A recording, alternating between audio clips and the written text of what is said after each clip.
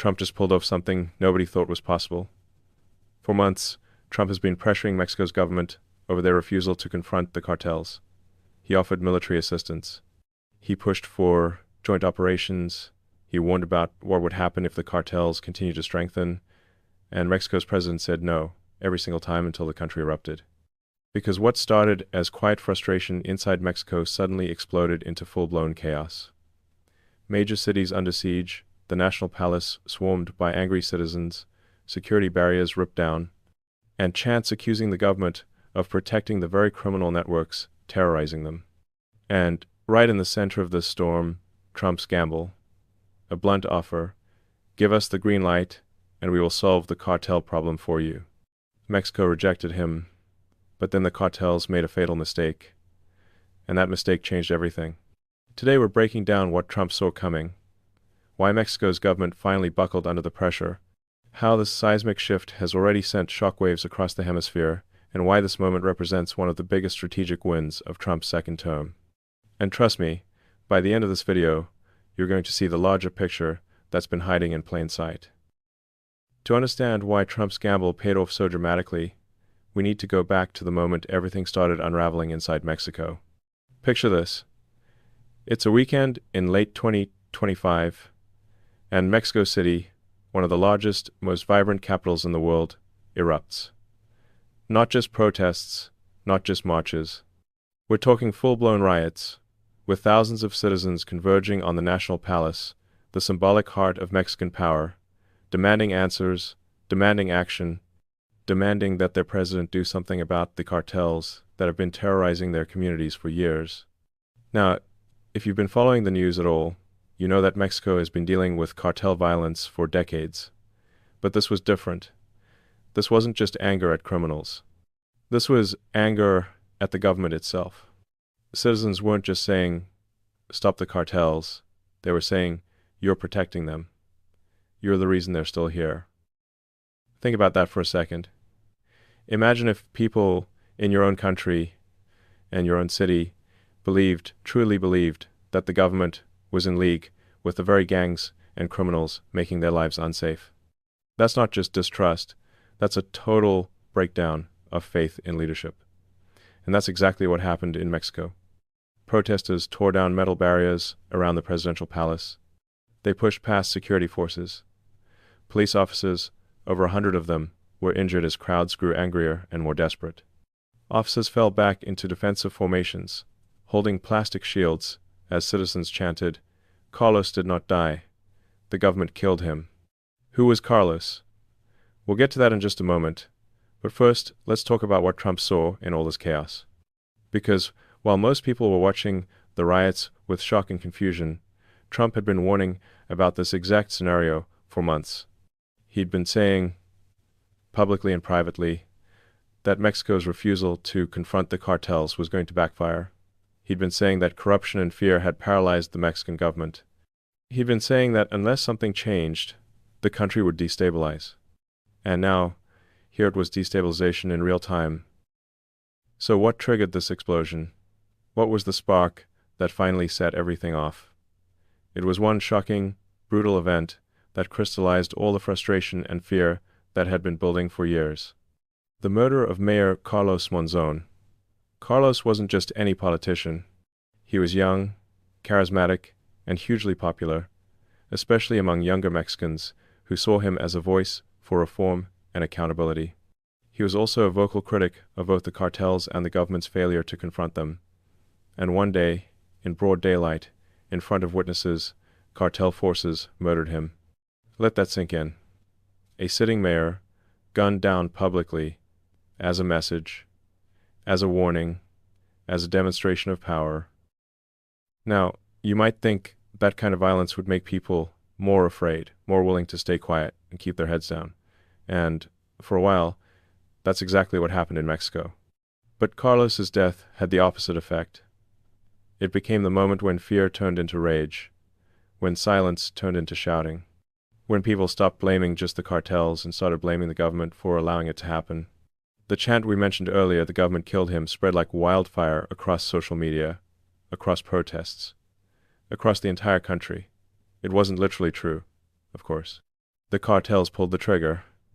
But in the minds of millions of Mexicans, it might as well have been the government, because President Claudia Sheinbaum had done nothing to stop it. She had refused outside help. She had downplayed the cartel threat. She had, in the eyes of her own people, chosen to protect her political image over protecting them. And that's when Trump's earlier gamble, the offer everyone had laughed at, suddenly didn't seem so crazy anymore. Let's rewind a bit. Months before the riots, before Carlos's assassination, Trump had reached out to Mexico's president with a straightforward proposal. He said, essentially, we know you're struggling with the cartels. We know they're powerful, well-funded, and deeply embedded in your country. Let us help. Give us the green light, and we'll send in U.S. military support. We'll coordinate with your forces. We'll target cartel leadership, disrupt their supply chains, cut off their funding. We'll do what needs to be done to permanently weaken their grip on your country. Now, imagine being Mexico's president and hearing that. On one hand, it's a tempting offer. The cartels are a nightmare. They've killed tens of thousands of people. They've corrupted police, politicians, judges. They've made parts of the country effectively ungovernable. On the other hand, accepting military help means admitting you can't handle your own problems. It means opening your country to foreign troops. It means political embarrassment, potential backlash, and the risk that things could go wrong and make you look even worse. So what did President Sheinbaum do? She said no. Publicly and emphatically, she denied that Trump had even made the offer, dismissing reports as exaggerations or misunderstandings. But Trump doesn't let things go easily. He later confirmed, on the record, that yes, he absolutely made that offer, and yes, she absolutely rejected it. He was blunt about his reasoning, too. He talked about the over 250,000 American lives lost each year to drug overdoses, many of them from cartel-supplied substances. He talked about the millions of migrants who'd crossed into the United States, many of them transported or exploited by cartel-controlled smuggling networks. He framed the fight against the cartels not as interference in Mexico's sovereignty, but as a shared challenge affecting both nations. And he made it clear, if Mexico wanted help, the United States was ready, but if they didn't, well, the consequences would be on them. For a while, it seemed like Sheinbaum's gamble refusing Trump and trying to manage the cartel problem on her own terms might work. The status quo held, violence continued, but it wasn't boiling over. The public was frustrated, but not yet furious. Then Carlos was killed. Then the riots started, and then something else happened. Something that most people outside Mexico didn't notice at first, but that changed the entire political equation. Mexican officials started breaking ranks. One of the most striking moments came when Senator Lily Tellez went on television and said plainly and without hesitation, Mexico is a narco state. She didn't sugarcoat it. She didn't hedge. She said that the ruling political party, Morena, had been financed by cartel money. She said that cartel influence reached deep into government institutions. She said that the cartels weren't just a security problem, they were the government's silent partners. And then she said something even more explosive. The Mexican people want U.S. support. The only ones who don't are the politicians who benefit from keeping the cartels strong. Now, that's not just criticism, that's accusation. That's a sitting senator calling her own government corrupt and complicit. And here's the thing, her words resonated. Protesters echoed them. Social media amplified them. Ordinary Mexicans, exhausted and terrified, started saying the same thing. We need help. We can't do this alone. And that created an opening, a political fracture, a crack in the wall that Trump had been quietly waiting for. Because while the riots were raging and senators were speaking out, something else was happening behind the scenes. The U.S. State Department, led by Marco Rubio, had been working quietly for months to build relationships with Mexican politicians, mayors, governors, and civic leaders who were willing to push back against Sheinbaum's policies. They weren't trying to orchestrate a coup or destabilize Mexico for its own sake. They were laying groundwork, building trust, positioning themselves so that when the moment came when public opinion shifted, they'd have allies in place who could push for what Trump had offered from the beginning: coordinated, bilateral action against the cartels. The goal was never to invade Mexico. The goal was to make it politically impossible for Sheinbaum to keep refusing help, to create enough internal pressure that she'd have no choice but to say yes. And while all this was unfolding in Mexico, Trump made another move that most analysts didn't connect at first, but that turned out to be absolutely critical. He started turning up the pressure on Venezuela. Now, you might be wondering, what does Venezuela have to do with Mexico and the cartels?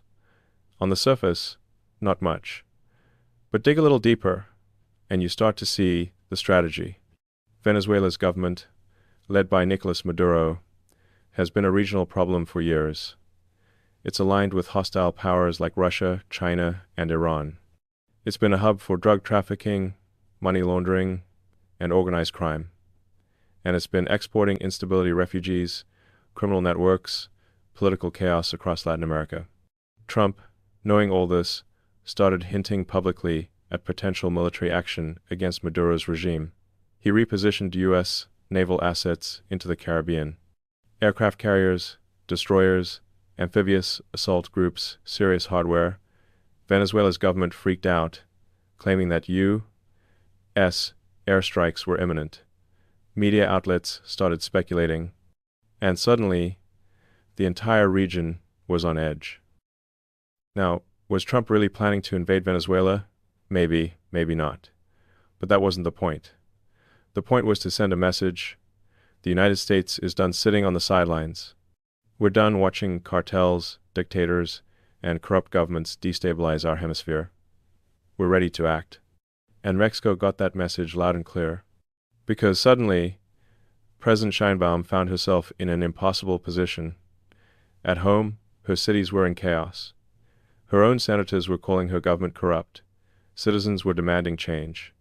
And just across her northern border, the United States was demonstrating, not just with words, but with military hardware positioned throughout the region, that it was willing and able to reshape Latin America with or without her cooperation. So what did she do? She made a classic political miscalculation. Instead of addressing the actual crisis, instead of acknowledging the cartel problem or engaging with the protesters' legitimate grievances, she tried to deflect. She claimed that foreign actors were behind the protests. She suggested that outside governments, meaning obviously the United States, were stirring up trouble, manipulating Mexican citizens, trying to undermine her administration for political gain. Now, think about that strategy for a moment. When a leader blames outsiders for internal problems, what does that really communicate? It says, I don't believe your anger is real. I don't think you're capable of deciding for yourselves what's wrong. You're being manipulated. It's condescending. It's dismissive. And in Mexico's case, it backfired spectacularly. Because the protesters weren't abstract political pawns. They were real people who'd lost family members to cartel violence. They were business owners who'd been extorted. They were parents terrified to send their children to school. And when Sheinbaum told them their rage was manufactured by foreigners, they didn't calm down. They got angrier. Protests intensified. Her approval ratings collapsed. Political allies who'd been quietly supporting her started distancing themselves, sensing that her position was becoming politically toxic. And Trump, watching all this unfold, didn't need to say a word. The pressure was mounting on its own. But here's where things get really interesting. Because while Mexico was imploding politically, something else was happening in the United States that completely reshaped the economic and strategic landscape. Trump's immigration and deportation policies, which had been controversial and heavily criticized, started producing results that no one, not his critics, not even some of his supporters, had fully anticipated. We're talking about mass deportations on a scale that hadn't been seen in modern American history. Now, I know immigration is a sensitive topic. People have strong feelings on all sides. But let's set aside the politics for a moment and just look at the numbers and the economics. Because what happened over the course of Trump's second term was genuinely unprecedented. Over a 10-month period, more than 2 million people who'd entered the United States illegally, voluntarily, left the country. They used apps and programs designed to facilitate orderly departures. They weren't forcibly removed, they chose to go. On top of that, another 600 to 700,000 individuals were detained and formally deported through immigration enforcement operations. Add those numbers together, and you're looking at close to 3 million people leaving the United States in less than a year. 3 million. That's roughly the population of Chicago, or the entire state